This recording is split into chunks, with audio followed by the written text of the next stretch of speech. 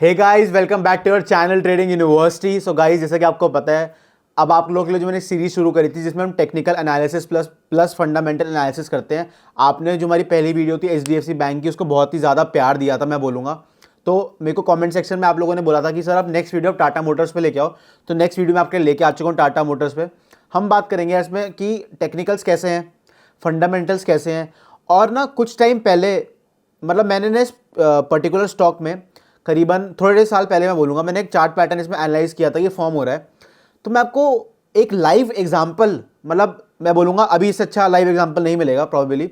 एक live example आपको दे के बताऊँगा कि यार जब मार्केट में चीज़ें चलती है ना, जब टेक्निकल्स फॉलो होने होते हैं मार्केट में, तो जो चार्ट है वो कितने बेहतरीन तरीके से काम करता है। चाहे आपका वो कप एंड हैंडल पैटर्न हो, चाहे वो आपका reverse cup and handle pattern हो, चाहे आपका हेड एंड शोल्डर या इनवर्स हेड एंड शोल्डर हो, कोई भी तरीके का टेक्निकल चार्ट पैटर्न हो, कितना ब्यूटीफुली वो फॉलो होता है, कितना ब्यूटीफुली उसके सारे टारगेट्स अचीव होते हैं।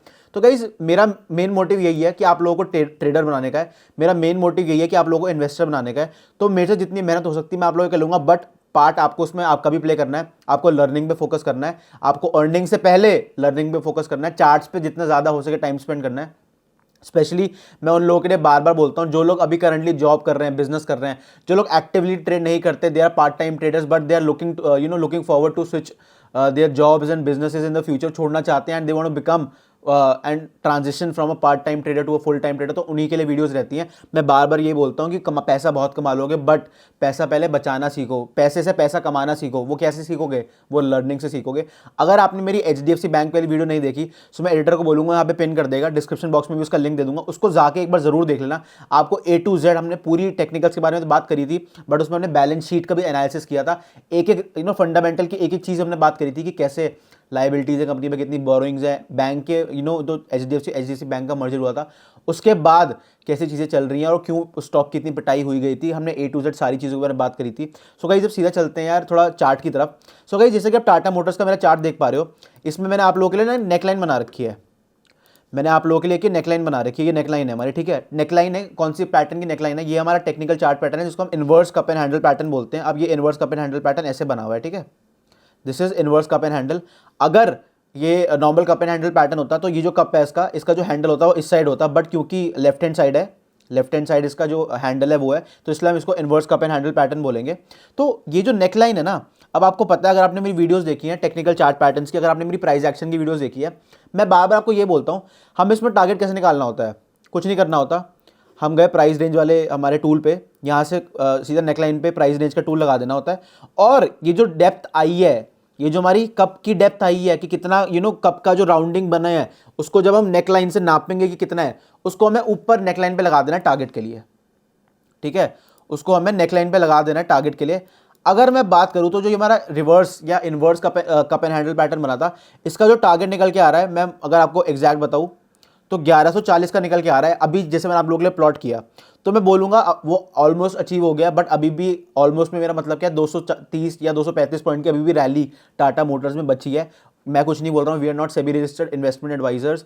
आई am just telling you what the technical chart pattern is saying कि टेक्निकली जो स्टॉक है वो कितना स्ट्रॉन्ग है। और आपको पता है अब टाटा क्या धूम मचा रही है, चाहे उनका ईवी सेक्टर हो, चाहे उनकी गाड़ियाँ हो, हैरियर, आपकी सफारी, या फिर आपकी कोई भी जो उनकी मिड एसयूवी कार्स है, जो थोड़ी और लोअर सेगमेंट की कार्स हैं। आपको पता है कितनी अच्छी सेल्स चल रही है टाटा की, क्योंकि अब टाटा ना, पहले टाटा इनोवेशन में फोकस नहीं कर रही थी, आर एंड डी पे इतना पैसा नहीं लगाती थी, बट अब उनका पूरा फोकस स्टाइलिंग पे अपनी गाड़ियों की। अगर मैं बात करूँ करंटली इंडियन मार्केट्स में, बात आप भी एग्री करोगे, सबसे stylish cars I think Tata is making, and hats off to the R and D team, जो उनकी रिसर्च एंड डेवलपमेंट टीम है, वो बहुत ही ज़्यादा बेहतरीन तरीके से काम कर रही है इस टाइम, मैं बोलूँगा। एंड नो डाउट ये जो स्टॉक है वो इतना, मतलब मैं बोलूँगा 2000, मैं अगर आपको 15 जून 2020 में ये 100 रुपये का था और अभी ये 900 रुपये का है, तो आपको पता है आपको कितने परसेंट के रिटर्न्स मिले हैं, मेरे को कमेंट सेक्शन में बता देना जिन लोगों के पास टाटा मोटर्स था या वो होल्ड कर रहे थे। और गाइज, जैसे आप लोगों ने जो हमारी मूवी देखी होगी, मैं मूवी का नाम नहीं लूँगा, और आपको पता है मैं कौन सी मूवी की बात कर रहा हूँ, कि आपको पता है कि टाटा पुरानी कंपनी है, आज नहीं तो कल पैसा देके जाएगी। यार टाटा एक ऐसी कंपनी है जिसने हमारे देश को बनाया है। टाटा एक ऐसी कंपनी जिसने हमारे देश को बनाया है, तो कहीं ना कहीं अगर हमें हमें जो इन्वेस्ट इन इंडिया कॉन्सेप्ट है, as you know, as youngsters, as the younger generation of this country, हमें ही कहीं ना कहीं सपोर्ट करना होता है हमारी कंपनीज को जब वो अपने एक लोअर फेज में होती है। तो जिन लोगों ने टाटा मोटर्स को लोअर फेज में अपने सपोर्ट किया था, उसमें इन्वेस्टेड रहे, वो उनको बहुत ही ज़्यादा बेहतरीन तरीके से रिटर्न देखने को मिले। अगर मैं आपको प्राइस रेंज दोबारा लगा के दिखाऊँ, तो लो से अगर हाई लगाऊँ तो अप्रॉक्सीमेटली 863 रुपीज़ के रिटर्न आपको देखने को मिले हैं 100 रुपये के शेयर पे, विच इज़ अमेजिंग अगेन। तो 84 रुपीज़ के जैसे हमने भी प्राइस रेंज लगा के देखी। तो कहीं ना कहीं मैं बार बार ये बोलता हूँ, टेक्निकल चार्ट पैटर्न सीख लो यार। टेक्निकल चार्ट पैटर्न्स में अभी भी इसका जो टारगेट है वो अचीव नहीं हुआ है। टारगेट इसका 1140 का निकल के आ रहा है। नेकलाइन पे हमने प्राइस रेंज का अपना टूल लगाया, फिर एग्जैक्ट हमें टारगेट मिल गया। टारगेट कैसे मिला दोबारा बता रहा हूँ, डेप्थ के अकॉर्डिंग। चार्ट्स पे टाइम स्पेंड करो गाइज, जितना ज़्यादा चार्ट्स पे टाइम स्पेंड करोगे एंड गाइज आप और ही ज़्यादा बेहतरीन तरीके से चीज़ों को एनालाइज कर पाओगे यार। क्योंकि जब हम एक टेक्निकली हमारा माइंड स्ट्रांग हो जाता है, जब मैं चार्ट खोलूंगा मेरे को पता है, मेरे को पैटर्न दिखेगा। वो मेरे को पैटर्न इसलिए देखा क्योंकि मैंने बहुत ज़्यादा चार्ट्स पे टाइम स्पेंड किया है, मैंने बहुत ज़्यादा चार्ट्स देखे, तो कहीं ना कहीं वो चीज़ें मेरे दिमाग में रहती हैं। तो मैं बार बार आपको इसलिए यही सजेस्ट कर रहा हूँ, start spending time on charts. और अगर आप ये देख पा रहे हो कि जैसे जो हमने टाटा मोटर्स के बारे में आज हम डिस्कशन कर रहे थे, टाटा मोटर्स में हमें दिख रहा था और ब्रेकआउट पे उसने रीटेस्ट भी दिया है। अगर मैं आपको अभी हम 1 वीक के टाइम फ्रेम पे बात कर रहे हैं, क्योंकि हम स्विंग ट्रेडिंग कर रहे हैं स्टॉक में और एनालाइज जब करते हैं हम हायर टाइम फ्रेम्स में करते हैं। जब हमारे स्टॉक ने नेकलाइन तोड़ी थी, जो ये वाली नेकलाइन का ब्रेकआउट आया था, यहाँ पे जब ब्रेकआउट दिया था तो रीटेस्ट भी दिया है, स्टॉक ने रीटेस्ट भी दिया है। अब देखो आप, ये थोड़ा रीटेस्ट लिख देता हूँ, अच्छा लगेगा आप लोगों को देखने में ना। ये रीटेस्ट भी दिया है, ठीक है, रीटेस्ट थोड़ा देख लेना थोड़ा, ठीक है। तो कम रीटेस्ट भी दिया है, और रीटेस्ट कौन से लेवल पे दिया है, एग्जैक्ट इसी लेवल पे दिया है, नेकलाइन पे रीटेस्ट दिया है। तो मेरे को एक चीज़ बताओ, क्यों अक्यूमुलेट नहीं किया? जब आप स्विंग ट्रेडिंग की बात करते हो, जब आप इन्वेस्टिंग की बात करते हो, अगर हमें कोई चीज़ फॉर्म होते हुए दिख रही है तो हमें उसमें अपना पैसा डालना चाहिए, specially if the company is doing good, specially if the liabilities of the borrowings जो कि अभी मैं आपको जब हम फंडामेंटल्स की बात करेंगे कंपनी के, हमें दिख रहा है कि वो कम हो रही है, सारी चीज़ें हमारी आंखों के सामने हो रही है, हमें दिख रहा है कि जो कंपनीज में बहुत ज़्यादा इंप्रूवमेंट हमें देखने को मिल रही है। तो कहीं ना कहीं अगर हम उस चीज़ को कैच नहीं कर पा रहे, so we are not great investor, जितना हम सोचने में अच्छे हैं उतने हम अच्छे नहीं हैं। तो मैं बार बार ये बोल रहा हूँ, चार्ट्स पे टाइम स्पेंड करो, जब स्टॉक में इन्वेस्ट करो उसको अच्छे से जांचो, पढ़, मतलब सब कुछ करो। फंडामेंटल्स में भी एक एक सारी बैलेंस शीट्स पढ़ लो, सारे रेशियोज पढ़ लो, कंपनी कैसे इंप्रूव कर रही है, कैसे उसका पैट बढ़ रहा है, कैसे उसकी जो बोरोइंग्स है वो कम हो रही है, कैसे उसके नेट एसेट्स ग्रो कर रहे हैं। सारी चीज़ों से फर्क पड़ता है एक स्टॉक में। स्टॉक ऐसे नहीं बढ़ता कभी भी, कोई भी चीज़ में ऐसे पैसा नहीं जाता, उसके पीछे हमेशा कोई ना कोई रीज़न होता है। सो गाइज, अगर मैं अभी आप लोगों को लेके चलो अपने फंडामेंटल एनालिसिस की तरफ, फंडामेंटली थोड़ा बात करेंगे। अब एक चीज़ बताओ, मार्केट कैप कंपनी का आपको पता है, Tata Motors leading market cap है। करंट प्राइस 914 का चल रहा है, जैसे कि हमने देखा। रीसेंट हाई लो ये है हमारा। स्टॉक का पी 16.6 का है, बुक वैल्यू 161 की है। डिविडेंड यील्ड जो इन्वेस्टर्स को थोड़ा रसगुल्ले खिलाए जाते हैं, वो 0.22% का है। ROCE approximately return on capital employed is 5.95%। और अगर मैं ROE रिटर्न ऑन इक्विटी की बात करूँ तो it is approximately 5.62%। Face value, share की फेस वैल्यू 2 रुपये की है, अगर मैं आपको अप्रॉक्सीमेटली बताऊँ। और मेन चीज़, अब मैं आपको बार बार ये बोलता हूँ, अगर आपको फंडामेंटली कोई स्टॉक को एनालाइज करना है, प्रोज एंड कॉन्स देखने चाहिए। प्रोज देखो, company is expected to give good quarter. Cons, stock is trading at 5.65 times book value, जो कि आपको सारे स्टॉक्स में कॉन्स देखने को ही मिलेगा। The company has delivered a poor sales growth of 3.48% over past 5 years. Company has low return on equity of -7.5% over last 3 years, ठीक है। अब ये आपको पीयर कंपैरिजन में पता चल जाएगा कि मार्केट कैपिटलाइजेशन की टर्म्स में क्यों हमारी जो टाटा मोटर्स है वो एक लीडिंग फर्म है। Tata Motors, Ashok Leyland, Tata Motors DVR, Olectra, force Motors, Isuzu. अब ये जो जितने भी ये जो डिसेंडिंग ऑर्डर में आपको चीज़ें गिवन है, ये मार्केट कैपिटलाइजेशन की टर्म्स में है। इसमें आप कंपेयर कर सकते हो कि PE किसका ज़्यादा है किसका कम है, आपको सारी चीज़ें पता चल जाएंगी। मेरे को कमेंट सेक्शन में जरूर बताना, क्या आप स्विंग ट्रेडिंग से पहले आप किसी स्टॉक को 1 महीने के लिए होल्ड कर रहे हो, 2 महीने के लिए, अगर 15 दिन के लिए होल्ड कर रहे हो, तो क्या खाली आप लोग टेक्निकल्स के बेसिस पे कर रहे हो, या फिर आप फंडामेंटल को भी कहीं ना कहीं ध्यान दे रहे हो, फंडामेंटल्स पे फोकस कर रहे हो, which is very very, it is of the utmost importance मैं बोलूँगा। अगर अभी मैं क्वार्टरली रिजल्ट्स की बात करूं, रीसेंट क्वार्टर हमारा दिसंबर 2023 का था। सो गाइज, इसमें ना आज हम 2 टाइप के डेटा देखेंगे, एक होंगे आपके स्टैंड अलोन रिजल्ट्स और एक होंगे आपके कंसोलिडेटेड रिजल्ट्स। दोनों में क्या फर्क होता है, पहले उसके बारे में बात कर लेता हूं आपसे।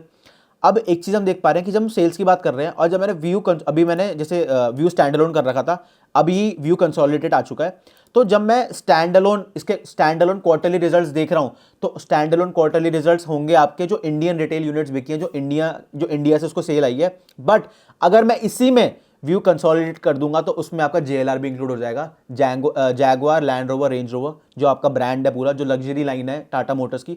तो क्योंकि एकदम सेल्स आपको जो बढ़ रही है ना, ये जो एकदम सेल्स बढ़ रही है, ये स्टैंड अलोन की नहीं है, ये कंसोलिडेटेड रिजल्ट्स हैं। जब आप स्टैंड अलोन पे जाओगे, आपको इंडियन रिटेल यूनिट्स की जो जितनी सेल हुई है, जितने एक्सपेंसेस, ऑपरेटिंग प्रॉफिट जो इंडिया में कंपनी ऑपरेट कर रही है, जो टाटा मोटर्स इंडिया में ऑपरेशंस कर रही है, उसका जो उसके स्टैंड अलोन रिजल्ट्स हैं, जो कंसोलिडेटेड रिजल्ट्स हैं, स्टैंड अलोन जो रिजल्ट्स होते हैं आपके स्टैंड अलोन, हमेशा इंडियन रिटेल यूनिट्स की बात होती है। अगर कंपनी की ऑपरेशंस ग्लोबल भी है या फिर उसकी और कोई सब्सिडरी भी है, अगर मैं कोई एक इंटेलेक्चुअल प्रॉपर्टी है उसकी और कोई कंपनी है मैं बोलूंगा, तो JLR क्या है, JLR के आपको रिजल्ट्स देखने होंगे तो आपको कंसोलिडेटेड में जाना होगा। अगर आपको इंडियन रिटेल यूनिट्स के रिजल्ट्स देखने खाली, तो आपको क्या करना है, आपको स्टैंड अलोन रिजल्ट्स में जाना है, स्टैंड अलोन रिजल्ट्स में जाना है। अब एक चीज़ देखो, सो गाइस अभी करंटली अभी हम खाली अभी हम इंडियन रिटेल यूनिट्स की बात करेंगे, तो स्टैंड अलोन रिजल्ट्स मैंने लगा दिए आप लोगों के लिए। कंसोलिडेट के बारे में थोड़ी बाद में बात कर लेंगे। इसमें जब क्वार्टरली रिजल्ट्स की बात कर रहे हो और जब आप प्रॉफिट एंड लॉस की बात कर रहे हो, आप दोनों चीज़ें देख सकते हो, इंडियन रिटेल यूनिट की कितनी थी और JLR की कितनी थी। JLR के लिए आपको क्या करना पड़ेगा, जल्दी बताओ।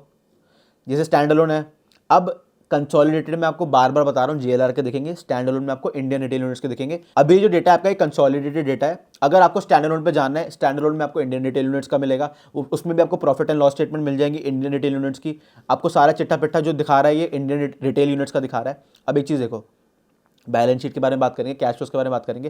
पहले हम वापस आ जाते हैं, पहले हम सीधा बात करते हैं क्वार्टरली रिजल्ट्स के बारे में। अगर मैं भी स्टैंड अलोन की बात करूं, स्टैंड अलोन में खाली मैं अपने इंडियन रिटेल यूनिट्स को इंक्लूड कर रहा हूं, तो सेल्स जो है कंपनी की, जैसे आप देख पा रहे हो, थोड़ी बहुत इंक्रीज हो रही है। अगर मैं बात करूं हमारा 2023 के साल की, उसमें ऑलमोस्ट कांस्टेंट थी, बीच में बढ़ी, फिर कम हुई, फिर दोबारा 2 क्वार्टर से सेम रही है। अब एक्सपेंसेस क्या है कंपनी के, एक्सपेंसेस भी ऑलमोस्ट कांस्टेंट है। प्रॉफिट बिफोर टैक्स दिसंबर 2023 क्वार्टर में बहुत ही ज़्यादा था, विच इज़ एक्सेलेंट, क्योंकि तभी स्टॉक में रैली आ रही है, तभी स्टॉक भाग रहा है। ऐसे ही किसी चीज़ का भाव नहीं बढ़ता, किसी चीज़ का भाव बढ़ने के पीछे बहुत ही बड़ा रीज़न होता है, और वो रीज़न आपको बैलेंस शीट में साफ साफ नजर आ रहा है। अगर मैं नेट प्रॉफिट की बात करूं, नेट प्रॉफिट भी कंपनी का बहुत ही अच्छा आया था, जो रिसेंट दिसंबर 2023 का हमारा क्वार्टर था। अब अगर हम थोड़ा और नीचे आ जाएंगे, नीचे आने से पहले थोड़ा भैया कंसोलिडेटेड रिजल्ट देख लेते ताकि JLR का भी आइडिया लग जाए। अब JLR क्या कर रहा है भैया, JLR में अब आग लग रही है। आग से मेरा मतलब क्या है, अब मेरे को बताओ, टेक्निकली भाग रहा है, क्यों भाग रहा है, कंपनी में कुछ तो दम है ना, कंपनी में कुछ तो दम है तभी तो भाग रहा है, एज सिंपल एज दैट। सो आप देख पा रहे हो सेल्स कैसे इंक्रीज हुई है, आप देख पा रहे हो एक्सपेंसेस कैसे कम हो रहे हैं, आप देख पा रहे हो ऑपरेटिंग प्रॉफिट कैसे बढ़ रहा है, क्वार्टर ऑन क्वार्टर अच्छा इंक्रीज आपको देखने को मिल रहा है। आप एक चीज़ और देख पा रहे हो कि जो प्रॉफिट बिफोर टैक्स है वो भी कैसे बढ़ रहा है। तो कहीं ना कहीं जब हम वो बात कर रहे थे ना कि जो टाटा मोटर्स है वो अपने इक्विलिब्रियम में वो आ चुकी है। इक्विलिब्रियम से मतलब हर चीज़ कांस्टेंट हो गई है, सेल्स कांस्टेंट हो गई है, या मतलब कांस्टेंट से मेरा मतलब है कांस्टेंट से हल्की सी कम, कभी कांस्टेंट हो रही है, फिर हल्की कम हो रही है। तो कहीं ना कहीं अब एक ब्रेकआउट, जब बैलेंस शीट में भी ब्रेकआउट आया था ना, तो तभी टेक्निकली भी ब्रेकआउट आया था। अब कौन सी चीज़ पहले होती है उसको बताना थोड़ा मुश्किल है। टेक्निकली मैं ज़्यादा समझता हूँ, क्योंकि टेक्निकली चीज़ें ज़्यादा जल्दी होती है, ज़्यादा आपको जल्दी इफेक्ट पता चलता है, और एकदम ही प्राइस बढ़ता है घटता है उसके अकॉर्डिंग आप चीज़ें कर सकते हो। बट बैलेंस शीट में क्या होता है, जो अपडेट होना होता है वो क्वार्टर ऑन क्वार्टर बेसिस पे होता है, बीच में जो कहानी होती है वो बैलेंस शीट में नहीं पता चलती, बट आपको टेक्निकल चार्ट पैटर्न पता चलती है, आपको न्यूज़ में पता चलती है। तो कहीं ना कहीं दोनों ही चीज़ें, जो दोनों ही एनालिसिस होते हैं, टेक्निकल एनालिसिस, फंडामेंटल एनालिसिस, बहुत ही ज़्यादा अहमियत, बहुत ही ज़्यादा इंपॉर्टेंट रोल प्ले करते हैं मैं बोलूँगा। तो हमने स्टैंड अलोन इसके क्वार्टरली रिजल्ट्स भी देख लिए। अगर मैं प्रॉफिट एंड लॉस स्टेटमेंट की बात करूँ, पहले स्टैंड अलोन कर रहा हूँ ताकि इंडियन रिटेल यूनिट्स जितनी बिकी उसका आइडिया लग जाए। ऑपरेटिंग प्रॉफिट भी कंपनी का इंक्रीज हुआ है, एक्सपेंसेस भी इंक्रीज हो रहे हैं। सेल्स आप देख पा रहे हो 2017 में 44,000 करोड़ की थी अप्रॉक्स, अब जो मैं बोलूँगा मार्च 2023 में 65,000 की सेल्स थी। तो कहीं ना कहीं अच्छी जा रही है कंपनी, अच्छी प्रॉफिटेबल कंपनी बन चुकी है। अब मेन चीज़ देखने वाली क्या है, मेन चीज़ हमें देखने वाली ये है कि जो रिसेंट 2023 का क्वार्टर था उसमें नेट प्रॉफिट हमारा 2,728 करोड़ का था। अब अगर हम इसमें जाए कंसोलिडेटेड देख लें, तो मतलब कहीं ना कहीं अभी भी, क्योंकि हमारा जो नेट प्रॉफिट था वो स्टैंड अलोन में ज़्यादा का था, तो इससे हमें पता चल रहा है JLR अभी भी कहीं ना कहीं लॉस दे रही है, क्योंकि जो प्रॉफिट था उससे प्रॉफिट तो आ ही नहीं रहा, बल्कि लॉस कम हो गया, हमारा लॉस और बढ़ गया। तो कहीं ना कहीं जब हम स्टैंड अलोन की बात कर रहे हैं, स्टैंड अलोन में आप 2728 का, अब ये देखो कैसे चेंज हो रहा है। कंसोलिडेटेड में गए, कंसोलिडेटेड में जाओ ना, अब देखो 2690, 2728, मतलब 38 करोड़ का लॉस डिक्लेयर करा था JLR ने। प्रॉफिट तो कुछ था ही नहीं, जितना कमा रही कंपनी अभी भी आज के बेस पे भी हमारी उसी से कमा रही है। कहीं ना कहीं मैं बोलूँगा फिर भी टाइम में भी स्टेबिलिटी पे फोकस करना है थोड़ा। इंडियन रिटेल यूनिट्स क्योंकि अच्छा परफॉर्म कर रही है, और अब भैया आपकी लैंड रोवर डिफेंडर भी बिक रही है, आपकी रेंज रोवर स्पोर्ट भी बिक रही है, आपकी इवोक भी बिक रही है, गाड़ियाँ आप दबा के बिक रही है, लोगों का पैसे की कमी नहीं है। डिफेंडर आप देख पा रहे हो सड़कों पे, पहले आपको बिल्कुल भी देखने को नहीं मिलती थी, बट अब डिफेंडर ही डिफेंडर आपको दिखती हैं, जो हमारा 90, 110 और 130 का जो हमारे 3 वेरियंट्स आते हैं। स्पेशली 110 अब जो गाड़ियाँ बिक रही हैं, जो डिफेंडर हमारी बिक रही हैं, बहुत ही ज़्यादा अच्छी तरीके से बिक रही हैं, अच्छी सेल्स हैं उनकी, गाड़ियाँ नहीं मिल रही हैं वो, मतलब स्पेशली वेटिंग में। तो कहीं ना कहीं मैं बोलूँगा उस डिफेंडर का बहुत बड़ा रोल है पूरा पोर्टफोलियो चेंज करने का, पूरा बैलेंस शीट बदलने का टाटा मोटर्स की, क्योंकि गाड़ी अब वो अच्छी बिक रही है बहुत ज़्यादा, और उसका जो प्लेटफॉर्म है, जो उसकी बल्कनेस है, उसकी जो शार्पनेस है, तो कहीं ना कहीं बहुत ज़्यादा अच्छा रोल प्ले कर रही है। गाइज मैं बार बार ये बोलता हूँ, जैसे मारुति और टोयोटा का एक जॉइंट वेंचर है ना, तो कंपनियां जब नॉट एज कंपेटिटर्स बट साथ मिलकर जब काम करती है ना, तो वो लॉन्ग रन में बहुत ज़्यादा बेनिफिशियल हो पाता है। आप देख पा रहे हो, जब जो टोयोटा है, टोयोटा मारुति से अपनी छोटी गाड़ियाँ जो सेल करती है वो लेती है। जैसे अगर आपको याद हो ग्लांजा, आपको याद हो जो ब्रेजा को अर्बन क्रूजर के नाम से बेचते थे वो, और सेम अभी जो नई इनोवा हाई क्रॉस आई है, मेरे को मारुति में भी आई है वो, मेरे को उसका एक्जैक्टली नेम नहीं याद, वो भी गाड़ी सेम मारुति बेच रहा है, जो हायर सेगमेंट की गाड़ी है वो टोयोटा से ले रहा है, और टोयोटा मारुति से लोअर सेगमेंट की गाड़ी ले रहा है। तो जो ये जॉइंट वेंचर होता है ना, जॉइंट वेंचर बहुत ही ब्यूटीफुली काम करता है। You should always work with competitors, not against the competitors. जब हेल्दी कंपटीशन बढ़ता है, जब आपका माइंडसेट बनता है, जैसे मारुति और टोयोटा ने किया, तो मैं कहीं ना कहीं टाटा को भी यही मैं समझता हूँ कि आगे आने वाले फ्यूचर में कोई ना कोई जॉइंट वेंचर हमें टाटा का भी किसी कंपनी का देखने को मिल सकता है। तो अगर मैं थोड़ा और नीचे चलूँ अब, तो बैलेंस शीट में अगर मैं स्टैंड अलोन में जाऊँ, पहले इंडियन रिटेल यूनिट्स की बात करेंगे, फिर हम जाएंगे कंसोलिडेटेड में, क्योंकि बड़ी बड़ी फिगर दिख जाएंगी, एकदम दिमाग खराब हो जाएगा। तो पहले जाते हैं स्टैंड अलोन में, सिस्टम नहीं हिलना चाहिए, ठीक है भाई। अब ये देखो रिजर्व्स, देखो रिजर्व्स बढ़ रहे हैं, रिजर्व्स अच्छे बढ़ रहे हैं, बोरोइंग्स भी कम हो रही हैं। 2021 मार्च 2021 में आप देख पा रहे हो 142 थी, फिर यहाँ पे थोड़ा 146 हुई, फिर सीधा 134, अब 127। कंपनी अपनी बोरोइंग्स कम कर रही है, मतलब जो प्रॉफिट से लोन चुका रही है अपने। तो this is a very very very good sign and this is a very healthy balance sheet. मैं आपको एक साल पहले के कंपैरिजन बताऊँ, अगर आपको पता है एक साल पहले, 2 साल पहले कंपनी के जो एक 2-3 साल में मैं बोलूँगा पूरा टर्न अराउंड हो गया कंपनी का। कहीं ना कहीं मैं बोलूँगा बहुत ज़्यादा अच्छा कर रही है अब कंपनी। पहले कहना बहुत मुश्किल था कि आगे क्या फ्यूचर होगा, बट मिस्टर रतन टाटा जी ने, सर ने हमारे, मतलब बिल्कुल ही टर्न अराउंड ले लिया टाटा मोटर्स ने। And guys I still believe that Tata probably manufactures the most beautiful vehicles in country now, हमारी देश में। महिंद्रा भी अच्छा करती है, बट जिनको पता है हैरियर, जिनको पता है डार्क एडिशन, जिनको पता है गाड़ी वो क्या है, उनको पता है कितनी सुंदर लगती है वो रोड सड़क पर चलती हुई। तो टोटल लाइबिलिटीज़ के बारे में बात करें, टोटल लाइबिलिटीज़ अभी भी हमारी बढ़ रही है, बट अगर आप एक चीज़ देख पा रहे हो, क्वार्टर ऑन क्वार्टर बेसिस पे, अगर मैं अभी कंसोलिडेटेड हम देख रहे हैं, स्टैंड अलोन पे भी जाते हैं अभी, तभी आपको ज़्यादा फिगर्स देखने को मिल रही है, क्योंकि इसमें इंडियन रिटेल यूनिट्स और आपकी जेएलआर दोनों इंक्लूडेड हैं। जो आपके टोटल एसेट्स हैं वो भी बहुत ज़्यादा हेल्दी स्पीड से ग्रो कर रहे हैं। अगर मैं स्टैंड अलोन में जाऊँ, स्टैंड अलोन में भी आप देख पा रहे हो टोटल एसेट्स भी ग्रो कर रहे हैं कंपनी के। Company is in the right direction now, extremely right direction. अब हमें बैलेंस शीट से ये पता चल गया कि अच्छी डायरेक्शन में, बट टेक्निकल्स के अकॉर्डिंग टू स्टॉक ऑलरेडी भाग चुका है, हमारे टारगेट के पास है जो करीबन 1140 का लेवल है। तो टेक्निकली चीज़ आपको ज़्यादा जल्दी पता चलती है, क्योंकि टेक्निकली सीधा इम्पैक्ट आता है, but quarter on quarter basis पे, क्योंकि जब हम फंडामेंटली किसी स्टॉक का एनालाइज करते हैं, तो जब उसका एनालिसिस करते हैं, तो जब इम्पैक्ट हम देखते हैं, तो उसमें क्वार्टर ऑन क्वार्टर बेसिस पे अपडेट करता है वो। बट टेक्निकल चार्ट पैटर्न में आज न्यूज़ आई, कल स्टॉक में इफेक्ट आ जाता है। तो कहीं ना कहीं दोनों चीज़ें देखना बहुत ही ज़्यादा जरूरी है, दोनों चीज़ों को समझना बहुत ज़्यादा जरूरी है। चाहे आप स्विंग ट्रेडिंग कर रहे हो, चाहे आप इन्वेस्टिंग कर रहे हो, चाहे आप किसी स्टॉक को होल्ड कर रहे हो 10 साल, 15 साल, 20 साल के लिए, you should have done fundamental and technical both. अगर आपने नहीं किया और अगर आपको स्टॉक में रिटर्न नहीं मिल रहा, तो कहीं ना कहीं उसमें आपकी गलती है, स्टॉक की कोई गलती नहीं है। तो स्टॉक को मत कोसना, स्टॉक मार्केट को मत कोसना कि आप पैसे नहीं बना के जा रहे हो। कहीं ना कहीं मैं बोलूँगा आपकी लर्निंग में बहुत ज़्यादा कमी है अगर आप पैसे बना के नहीं जा पा रहे हो मार्केट से, क्योंकि यार मार्केट ऐसी है, जो पेशेंट है ना, और जो अपनी लर्निंग में फोकस करते हैं, उनको कहीं ना कहीं पैसा हमेशा बना के देती है वो, हमेशा। सो गाइज अगर मैं कैश फ्लोज की बात करूँ, तो अब इसमें एक चीज़ देख पा रहे हो कि जो नेट कैश फ्लो है कंपनी के, वो करंटली जो 2023 का क्वार्टर था, वो अप्रॉक्सीमेटली लॉस हुआ है 1330 करोड़ का मैं बोलूँगा, ठीक है। अगर मैं ये स्टैंड अलोन फिगर से कंसोलिडेटेड में जाऊँ, तो ये लॉस बढ़ जाएगा, ठीक है, लॉस बढ़ चुका है। तो अप्रॉक्सीमेटली अगर 2023 क्वार्टर की बात करूँ, तो माइनस 6,272 करोड़ का लॉस था, अगर मैं नेट कैश फ्लो की बात करूँ। और रेशोज़ के बारे में बात करें, तो रेशोज़ में सबसे ज़्यादा इंपॉर्टेंट आपका जो ROC परसेंटेज वो होती है, return on capital employed percentage. अब वो थोड़ी बड़ी है, इस क्वार्टर में कम थी, बट अब थोड़ी बड़ी है। बट अब आपको पता है, अगर आपने मेरी HDFC बैंक वाली वीडियो देखी है, सबसे फेवरेट मेरा शेयर होल्डिंग पैटर्न होता है। मैं हमेशा ये देखता हूँ, क्या प्रमोटर्स अपनी होल्डिंग बढ़ा रहे हैं, क्या FIS DIS अपनी होल्डिंग बढ़ा रहे हैं। मेरे को वो स्टॉक्स पसंद होते हैं जिसमें पब्लिक से होल्डिंग ली जा रही होती है, क्योंकि यार पब्लिक की होल्डिंग क्यों कोई कम करेगा जब तक कोई इनसाइडर न्यूज़ नहीं होगी।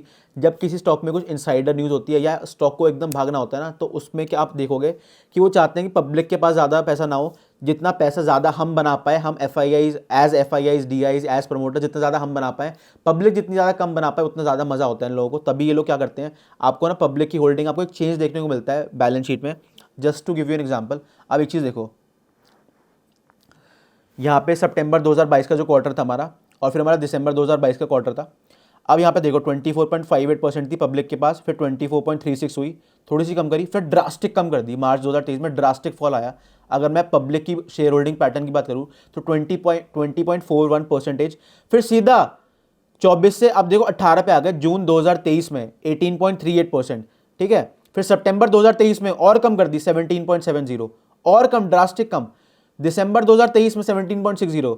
अरे भैया गिराते गिराते कहां से, मार्च 2021 से लेके 27.75, ड्रास्टिक फॉल, अप्रोक्सीमेटली 10% से ज्यादा का फॉल, 10% कम कर दी पब्लिक की होल्डिंग। अरे पब्लिक की होल्डिंग गई कहां है, प्रमोटर्स की ऑलमोस्ट सेम है, ये सारी होल्डिंग गई है भैया F I eyes D I S के पास, गवर्नमेंट की भी सेम है।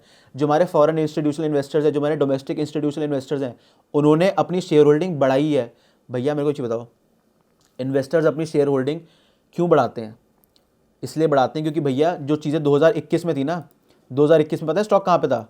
2021 में स्टॉक हमारा अप्रॉक्सीमेटली इस रेंज में था, इस रेंज में था, इस रेंज में था।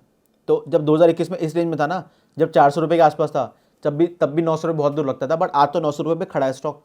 और उस टाइम आपको चेंज होता हुआ दिख गया था, आपको पता चलता था कि शेयर होल्डिंग पैटर्न डिक्रीज होगा। और अब देख पा रहे हो आप कि स्टॉक का प्राइस जब 100 रुपये था, 150, 200, 300, 400 रुपये से शुरू हुआ था उड़ना, तो वो अब 900 रुपये पे क्यों खड़ा है? वो इसलिए खड़ा है क्योंकि भैया पब्लिक से 10% कम कर दी, पब्लिक की शेयर होल्डिंग इतनी ज़्यादा कम कर दी, और F I eyes D I ने अपनी शेयर होल्डिंग ड्रास्टिकली बढ़ा दी। तो जो हमारे फॉरेन इंस्टीट्यूशनल इन्वेस्टर्स, जो हमारे डोमेस्टिक इंस्टीट्यूशनल इन्वेस्टर्स हैं, मैं कहीं ना कहीं बोलूँगा बहुत बढ़िया खेल गए हैं वो, और उन्होंने मैं बोलूँगा बहुत ही अच्छा रिटर्न कमाया होगा, क्योंकि पब्लिक के पास 27.75% की होल्डिंग थी मार्च 2021 में, और दिसंबर 2023 में 17.60%।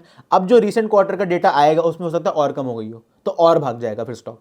क्योंकि जब पब्लिक के हाथ में जितनी कम होल्डिंग दी जाती है ना, उसके हिसाब से फिर जो एफ आई एस डी है उस अपने मुताबिक स्टॉक को मूवमेंट करा सकते हैं, स्टॉक को उछाल सकते हैं, स्टॉक को गिरा सकते हैं। तो कहीं ना कहीं उसमें जो उनकी मूवमेंट होती है ना, वो बढ़ जाती है। सो गाइज, आई होप आपको हमारी एक detailed analysis video Tata Motors पे अच्छी लगी होगी। अब मेरे को कमेंट सेक्शन में दोबारा बता देना नेक्स्ट स्टॉक कौन सा चाहिए, और मेरे को कमेंट सेक्शन में बताते रहना कि आप लोगों को ये सीरीज़ कैसी लग रही है। क्या आपको जो हम बातें कर रहे हैं एक पर्टिकुलर स्टॉक के बारे में, एक ही पर्टिकुलर कंपनी के बारे में, क्या आप उसको एंजॉय कर रहे हो या ज़्यादा बोरिंग हो रहा है? बट मेरे को कमेंट सेक्शन में जरूर बताना, मेरे को जरूर पता है आप लोग एंजॉय कर रहे होगे। एंड गाइस, थोड़ा अपनी फ्रेंड्स और फैमिली के साथ हमारी वीडियो को जरूर शेयर करना, जो स्विंग ट्रेडिंग करते हैं, जो इन्वेस्टिंग करते हैं, स्पेशली उन लोगों के लिए जो सीख रहे हैं। मैं मानता हूँ कि जो हम टेक्निकल और मैं आपको फंडामेंटली चीज़ें एक्सप्लेन कर रहा हूँ, वो बहुत ही ज़्यादा इंपॉर्टेंट होती हैं। इंपॉर्टेंट इसलिए क्योंकि जब हम पैसा डालते हैं ना मार्केट में, तो प्रॉफिट होगा हमारा, होगा लॉस होगा हमारा होगा, तो किसी को किसी से फर्क नहीं पड़ता। बट एक चीज़ बंदे को बना देती है या बिगाड़ देती है, वो होती है उसकी लर्निंग, उसके पास कितना ज्ञान है शेयर बाजार का जब वो ट्रेड कर रहा होता है। तो कहीं ना कहीं मैं बोलता हूँ अपनी फ्रेंड्स और फैमिली के साथ इस वीडियो को जरूर शेयर करना, उनको बताना कि यार एक स्टॉक को इन्वेस्टिंग पर्पस के लिए, एक स्टॉक को ट्रेडिंग पर्पस के लिए, या इन्वेस्टिंग पर्पस इन ट्रेडिंग, कोई भी किसी भी तरीके के आप स्टॉक को खरीद रहे हो, 2-3 दिन के लिए खरीद रहे हो, बट उसको एनालाइज कैसे करना है, कौन से टाइम फ्रेम पे चीज़ें देखनी होती है, और फंडामेंटल एनालिसिस कितनी ज़्यादा इंपॉर्टेंट रोल प्ले करता है, मेरे को जरूर बताना। इन्वेस्टिंग से पहले फंडामेंटल एनालिसिस करते हो नहीं करते हो? So guys, please like share and subscribe to our channel, and stay connected for all the upcoming videos. बहुत ही ज़्यादा बढ़िया वीडियोस आप लोगों के लिए आने वाली है इस चैनल पे, एंड आई होप आपको मजा आ रहा होगा। So guys, thank you for watching all our videos, we be back with another great video for you guys. Thank you so much for watching, see you guys, bye.